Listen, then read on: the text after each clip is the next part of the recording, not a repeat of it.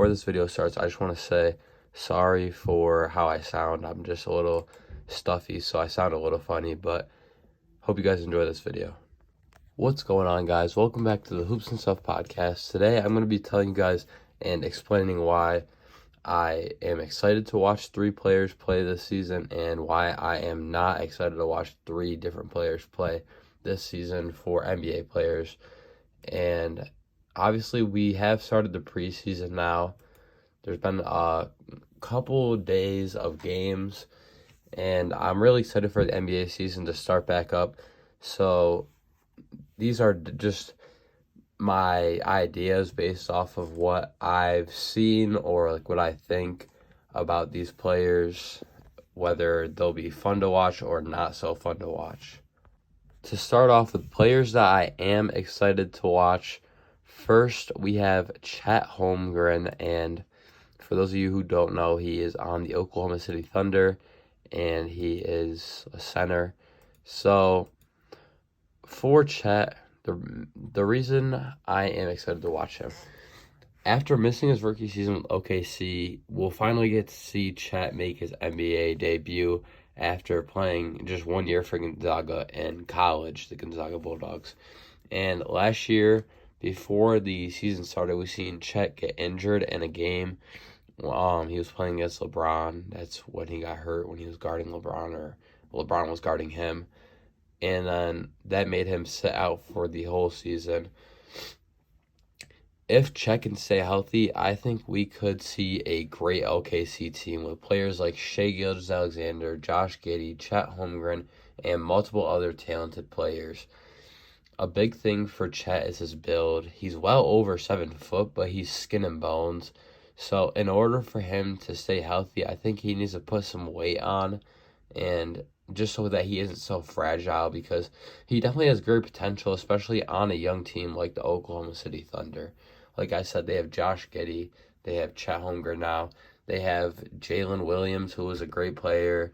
They have another Jalen Williams who is I think he has great potential. He hasn't really proved much yet. They have Lu Dort. I don't really know how. Nobody really knows how to say his first name. Most people just call him Lu Dort, but it's like Luguentz Dort or something. But they have him. He's pretty good. So yeah, the Oklahoma City Thunder has a pretty good team, but obviously Chet Holmgren was out all of last season, which was a big problem for them. For number 2, for players I am excited to watch, we have Jaden Ivey. And Jaden Ivey is a very overlooked player for the Detroit Pistons, and I think he will play great this year. He's an explosive player and has comparisons to Ja Morant, who is a phenomenal player when he plays. I hope to see Jaden Ivey succeed with the young Pistons team he is on, and maybe they'll even win a championship there one day, which we haven't seen in quite a while with the Pistons. But actually, how many? I don't know if the Pistons have won a championship. But like I said, Jaden Ivey could definitely bring a championship to this Pistons team, but I'm not sure if they've ever won one at all. I forgot they won it in 2004. Oh my God. How could I forget about that team? Okay, so 2004, 1999, or 1990, sorry, and 1989. So they have 3. Maybe this team could bring them a 4th. I think that this team just needs some more time to develop. They are a very young team over there in Detroit. But back to talking about just specifically Jaden Ivey. Like I said, I wanted to succeed there at that Pistons team. And he was drafted just last year, so he's now going into his 2nd season after he played 2 seasons at Purdue, where in his 2nd year he was dropping 17 points a game, which is pretty solid. And then he was drafted by the Pistons with the 5th pick, followed by his teammate Jalen Duren, who was the number 13 pick, who I also really like, who was picked in that same draft. But I think that if Jaden Ivey lives up to his hype, that he'll be an all-star player in the near future. And starting off his NBA career, he's averaged last year he averaged 16 points, 5 assists, and 4 rebounds, which again was his rookie season. So for a rookie, that's some pretty good stats. I hope to see him get even better and, like I said, become an all-star player. The number 3 player that I'm excited to watch, we have to have in here, Chris Paul. And just as a Warriors fan, one of the biggest things on my mind is the Chris Paul trade. Obviously, we lost Jordan Poole, but we got a great vet in return with Chris Paul. Chris Paul will for sure have to change some things before he can perform well for this team. Like, the pace that he plays at isn't great for this Warriors team, but like he's kind of like a slow player. But if he can make that change, he could be a great sixth man for this team behind Steph Curry on this Warriors team. The thing with Chris Paul is that he fits that Warriors team of like older players. Like this Warriors team has multiple older players such as Steph Curry, Klay Thompson, Draymond Green, and then obviously now Chris Paul. And even Andrew Wiggins is up there. He is like, I think he's 20. He's higher 20s, like 20. I'm pretty sure he's 28. But we do have a lot of older players on our team, but that just means that we have more experience. And so all those players that I listed are old, and so is Chris Paul. So it really kind of fits in with our kind of like theme that we have. So for this Warriors team, it's going to be a big struggle because there is so many good teams in the West. So it's going to be a really hard struggle for them in the playoffs to get through all those teams. Like the Nuggets are really good. There is the Suns. The Lakers are looking pretty decent. But like the Trailblazers are pretty good.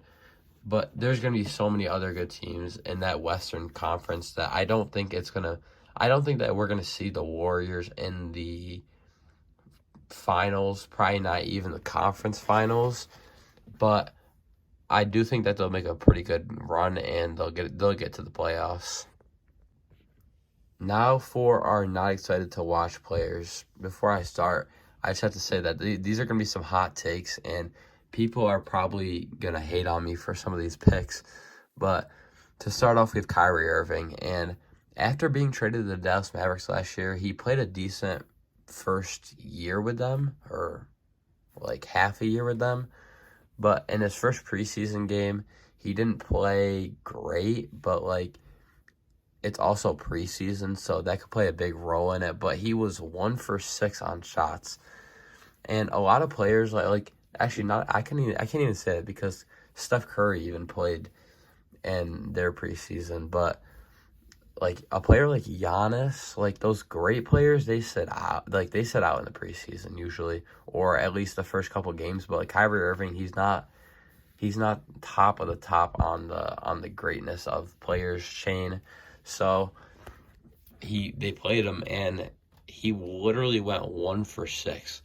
And not gonna lie, there was a lot of other players that didn't do great in the preseason, but this one just stood out to me. I didn't really expect it, especially since Kyrie is more of a finisher.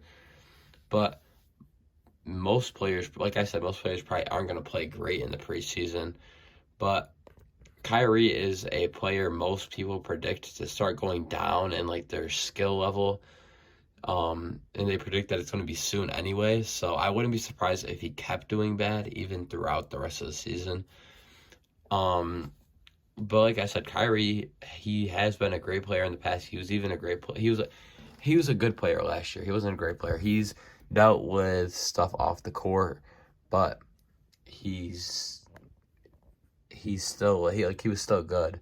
But I mean, I feel like he's just gonna start regressing soon. Next up, we have Kawhi Leonard, and after being injured on and off for the last 6 seasons, Kawhi hasn't been as great as he used to be. He used to be a championship player, probably even MVP caliber player, but in these last 6 seasons, he hasn't played more than 60 games, meaning that he's missed at least 22 games in each of the seasons, and that's in the last 6 of them. And Kawhi is also getting old. So with all the injury and the age of Kawhi Leonard, I believe that he will end up playing badly. Like, he has a good team around him, Like they have like Paul George and Russell Westbrook who are both older players. They also have Norman Powell. They have Mason Plumlee, Ivica Zubac. So they have some decent players, but they've Bones Highland, Terrence Mann. But he can't stay healthy, and he's getting older, so that's going to play a big role in how he plays this season. But he has to bring all of those players together, and he has to be a leader. But I feel like he can't do that, and a big problem with that is that he's always hurt. And going back to that thing where I was talking about in the last 6 seasons, he has played at most 60 games. I'm going to break it down for you guys.